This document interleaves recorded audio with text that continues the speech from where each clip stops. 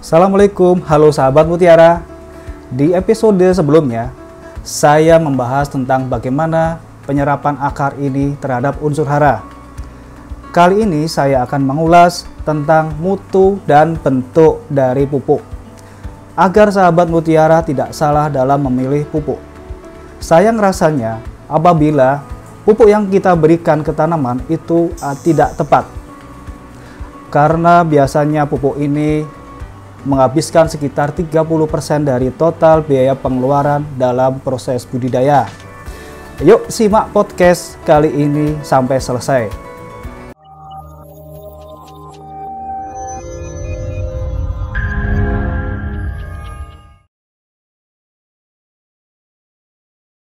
Halo, selamat datang di channel YouTube kami, NPK Mutiara TV. Di channel ini Anda akan mendapatkan informasi dan edukasi seputar pertanian, khususnya nutrisi tanaman. Tonton video-video kami, jangan lupa like video kami, subscribe, dan pentung tanda loncengnya untuk terus mendapat update dari kami. Sahabat Mutiara, kesempatan kali ini saya akan membahas mengenai bentuk dan mutu pupuk, sehingga diharapkan sahabat Mutiara tidak salah dalam mengaplikasikan pupuk sewaktu di lahan. Sebelumnya, apakah pupuk itu? Pupuk merupakan setiap material, baik itu organik maupun anorganik, alami atau sintetis, yang memberikan satu atau lebih unsur hara kimia yang dibutuhkan untuk pertumbuhan dan perkembangan tanaman. Terus mengapa kita harus memakai pupuk? Alasan yang pertama adalah dengan memberikan pupuk berarti kita menyediakan unsur hara yang tidak tersedia di dalam tanah.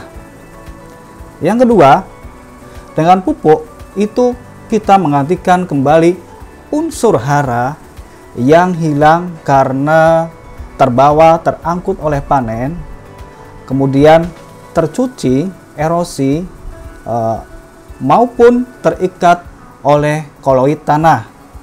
Dan yang ketiga, dengan pupuk itu kita bisa membuat keseimbangan hara-hara, karena setiap fase perkembangan tanaman itu tentunya berbeda-beda, membutuhkan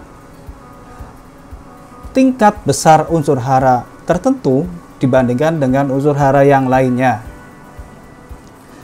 Sebagai contoh, pada waktu masa vegetatif, maka di situ yang kita tingkatkan, perbesar adalah unsur hara nitrogen dan fosfat. Sedangkan begitu tanaman itu beralih ke fase generatif, maka unsur hara kaliumlah yang harus kita perbesar. Nah, untuk bentuk fisik pupuk itu sendiri, yang pertama yaitu dalam hal pupuk tunggal, di mana pupuk tunggal ini menyediakan satu atau hanya dua unsur hara di dalam kandungan pupuk itu bisa berupa bentuknya dalam pril, granular, tepung, maupun kristal. Untuk yang kedua yaitu kategori pupuk majemuk. Nah, pupuk majemuk ini mengandung setidaknya 3 atau lebih unsur hara yang dibutuhkan oleh tanaman. Pupuk majemuk ini diantaranya adalah pupuk NPK ditambah dengan unsur mikro, kemudian NPS maupun kalium, magnesium, dan mix dengan sulfur, atau N, kalsium, dan boron. Nah, untuk bentuk dari fisik dari pupuk majemuk ini, yang pertama adalah dia blending campur, ya. Jadi blending ini adalah bentuk pupuk di mana terpisah antara masing-masing unsur hara itu, kemudian hanya kita gabungkan saja, kita mix saja, sehingga masih bisa kita lihat bentuk fisik dari masing-masing pupuk yang mengandung unsur hara tunggal. Dan bentuk pupuk berikutnya adalah bentuk pupuk granular. Pupuk yang bentuknya granular ini dibuat biasanya dengan pemanasan yang tidak lebih dari 100 derajat. Sehingga dia lebih cocok untuk tanaman-tanaman yang berumur lebih lama. Seperti tanaman buah-buahan, tanaman perkebunan, maupun tanaman pangan. Nah, bentuk fisik selanjutnya adalah bentuk pril. Di mana bentuk pril ini adalah bentuk pupuk yang paling tinggi teknologinya. Di mana di situ ada N cair, P cair, dan kalium cair sebagai bahan baku utamanya yang kemudian dimix dan dia menjadi bentuk pril. Sehingga banyak kelebihan yang dikandung oleh pupuk yang berupa pril ini. Dari segi teknologi, kualitas maupun harga, setiap bentuk pupuk ini juga mengikuti. Dan tentunya bentuk yang paling tinggi teknologinya yaitu bentuk NPK dalam bentuk pril ini yang paling mahal karena kualitasnya pun juga yang paling bagus. Kemudian bentuk fisik pupuk selanjutnya adalah bentuk fisik pupuk water soluble, di mana kalau pupuk yang water soluble ini berarti dia larut mendekati 100% di dalam air.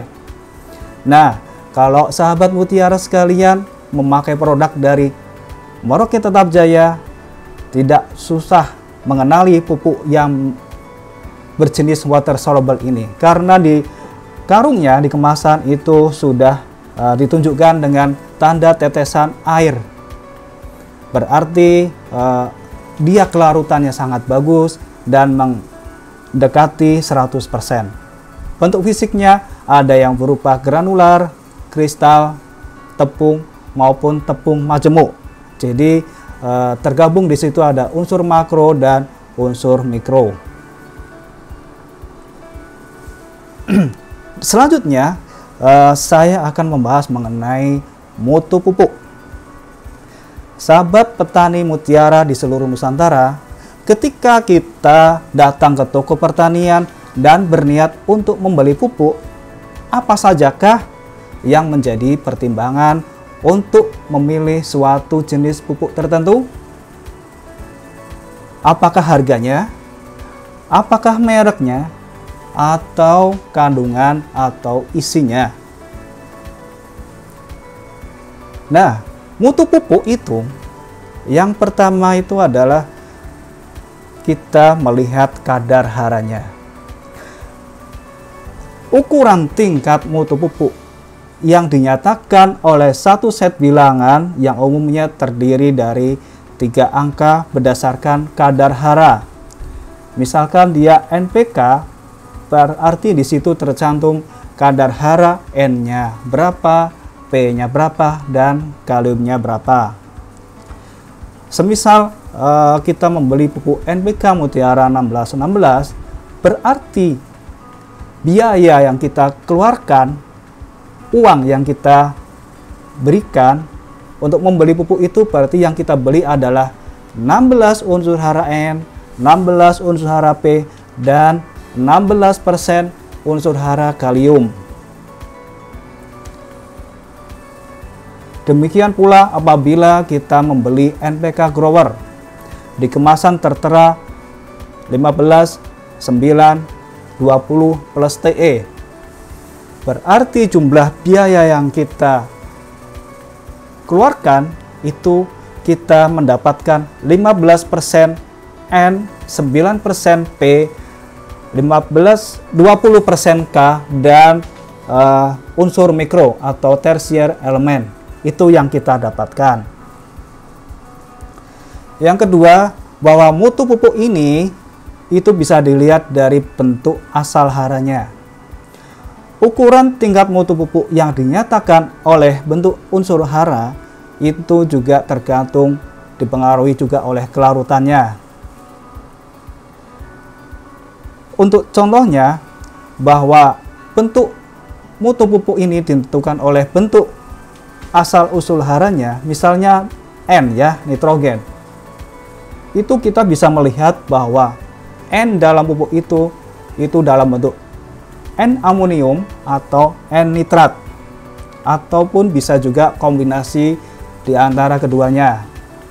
Nah, untuk P ini sebagai P2O5 itu yang larut air, bisa larut di asam sitrat 2%, ataukah bisa berasal dari rock fosfat, TSP, DAP, atau bahan lainnya.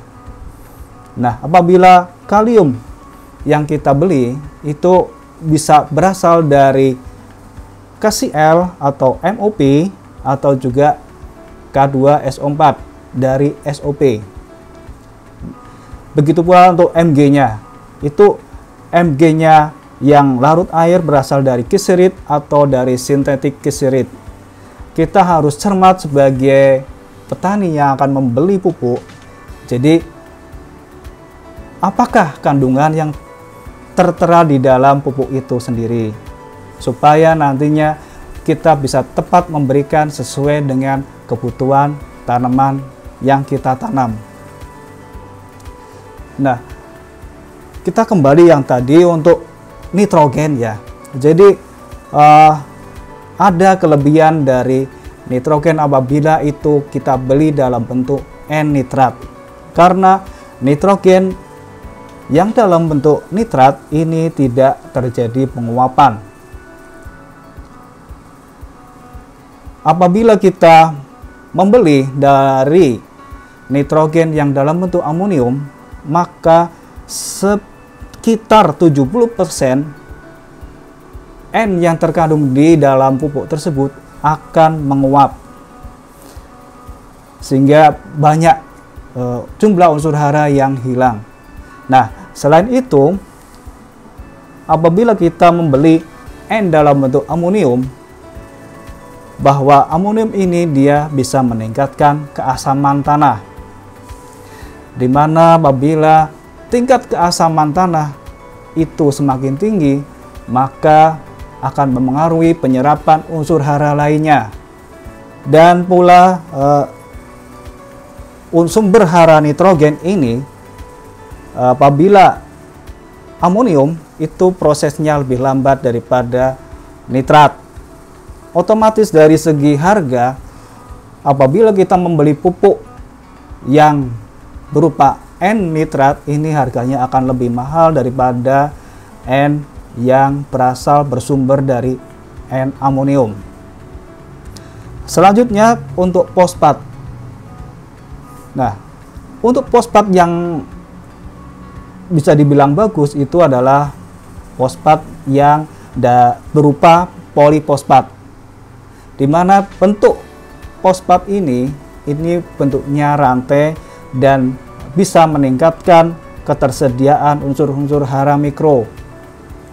Nah, bentuk P yang polifosfat ini bisa kita peroleh dalam NPK yang bentuknya pril, di mana NPK yang pril ini dalam proses pembuatannya ini memakai suhu yang tinggi, lebih dari 100 derajat, sehingga P ini pecah dan dia bisa membentuk ikatan rantai, dan dengan P polifosfat ini akan menarik unsur hara mikro ini ikut masuk ke dalam jaringan tanaman, sehingga penyerapan unsur hara lebih efektif bagi tanaman yang kita berikan pupuk dengan P yang polifosfat. Kemudian untuk kalium, sumber kalium yang paling bagus adalah kalium yang bebas klor. Hanya tanaman tertentu yang menyukai kalium yang bersumber dari klor atau KCl. Tapi umumnya sebagian besar itu kalium yang bersumber dari kalium sulfat inilah yang paling disukai oleh tanaman. Dengan kalium yang bebas klor ini, warna hasil panennya akan lebih mengkilat, lebih cerah, kemudian bobotnya lebih tinggi, dan juga kualitas rasanya itu juara. Nah, Yang ketiga, untuk mendapatkan mutu pupuk yang baik, maka kita harus melihat dari segi legalitas atau dari segi hukumnya. Pupuk yang kita beli itu apakah sudah terdaftar dan dapat izinnya dari pemerintah? Terus juga dari mereknya, terus kelengkapan usahanya, dan juga dari maupun staf lapangan, sehingga apabila kita menemukan suatu masalah di lapang tentang pupuk tersebut, dengan mudah kita dapat mengontak atau mengkomplain apabila ada kekurangan atau kesalahan dalam pupuk tersebut. Nah, NPK Mutiara, produk dari Merauke Tetap Jaya ini tentunya sudah lengkap izinnya dan udah dilengkapi dengan legalitas yang sesuai dengan pemerintah terapkan. Sahabat Mutiara, inilah media sosial kami. Tonton video YouTube kami di NPK Mutiara TV, gabung di grup Telegram komunitas NPK Mutiara dan Hidroponik Mutiara, baca-baca artikel kami tentang pertanian dan pemupukan di npkmutiara.com. Untuk update kegiatan dan informasi edukasi lainnya juga bisa di Instagram dan Facebook Merauke Tetap Jaya. Terima kasih.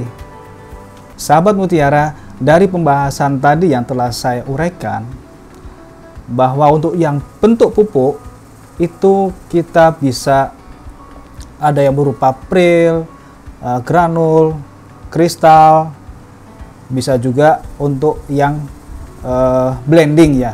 Jadi kita sebagai petani harus memilih pupuk itu sesuai dengan jenis tanaman yang kita tanam, supaya pupuk yang kita berikan itu lebih efektif untuk diserap tanaman itu sendiri. Dan untuk mutu pupuk itu kita bisa melihat dari yang pertama adalah kadar haranya, kadar unsur hara yang terkandung di dalam pupuk. Karena uang yang kita belanjakan itu sejatinya adalah berapa persentase hara itu yang kita beli, yang kita berikan untuk tanaman.